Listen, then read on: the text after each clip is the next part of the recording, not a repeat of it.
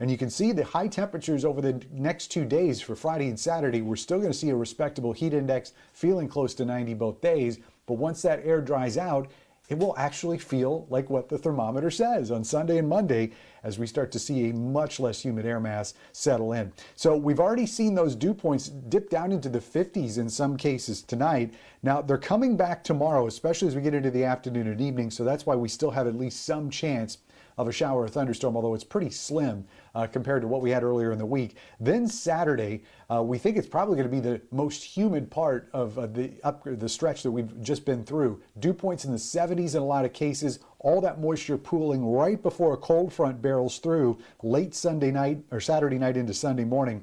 And those 50-degree dew points, that's very dry air, that's what starts settling in as we head towards the finish of the weekend. So we're done with the showers and thunderstorms. So what is this on Storm Tracker 4?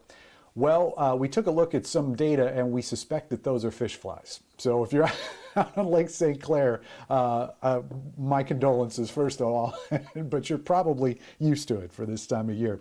Let's take a look at the satellite and radar. You can see there's still some thunderstorms going in the UP and also on the other side of Lake Michigan. We'll get another chance with that cold front passage on Saturday, but again, anything that shows up tomorrow is probably going to be very widely scattered. Unfortunately, this looks like it'll be about the time they're running that first IndyCar event out on Belle Isle Saturday, so we'll have to watch that carefully. Sunday, dry for everybody, so it should be a fantastic finish to the weekend, and just a chance of seeing some showers and thunderstorms with a trough sort of sinking down on Monday. 67 tonight, air temperatures tomorrow 88. You saw, of course, the heat index readings, which will be in the 90s. So guys, the humidity goes away for good on Sunday, but until then, it's a whole lot more summer before summer. Yeah, okay.